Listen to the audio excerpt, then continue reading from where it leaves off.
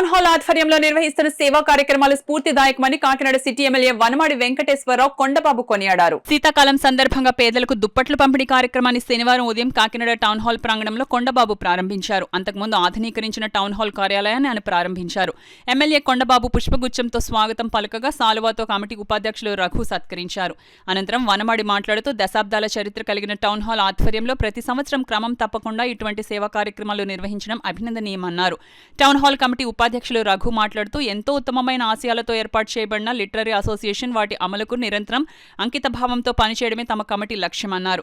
కార్యదర్శి పాబోలు చిన్నపున్నయ్య మాట్లాడుతూ సుమారు 2 లక్షల రూపాయలు విలువ చేసే దుప్పట్లను 500 మందికి పంపిణీ చేయడం జరిగిందని చెప్పారు. ఈ కార్యక్రమంలో సంయుక్త కార్యదర్శి వి సుబ్రహ్మణ్యం, కోశాధికారి ఎం సూర్యనారాయణరాజు, కమిటీ సభ్యులు సుసర్ల సుబ్రహ్మణ్యం, బచ్చు శేఖర్, నెక్కంటి శ్రీనివాస్, బచ్చు శివప్రసాద్, ఎం సత్యనారాయణ, పి రామచంద్రరాజు, పెద్దిరెడ్డి సతీష్, బసవ ప్రభాకర్తో పాటు వెత్స ఆనంద్, జ్యోతుల రాము, పూర్వ అధ్యక్షులు కర్రి భామిరెడ్డి, గోవిందరాజులు అధిక సంఖ్యలో సభ్యులు పాల్గొన్నారు.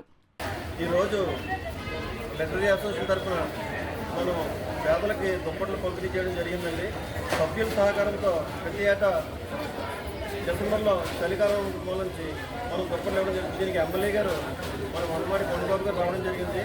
వారి చేతుల మీదుగా కూడా మనం అందరికీ ఇవ్వడం జరిగిందండి. మనం దుప్పట్లతో పాటు బిస్కెట్లు అలాగే పళ్ళు అన్నీ ఇవ్వడం జరుగుతుంది. సుమారు 354 మందికి మనం ప్రతి సంవత్సరం దుప్పట్లు పంపిణీ చేస్తున్నామండి. సభ్యులందరికీ కూడా ధన్యవాదాలండి. మనకి సహకరించినందుకు లెటర్ అసోసియేషన్ సభ్యులందరికీ కూడా థ్యాంక్ యూ అండి.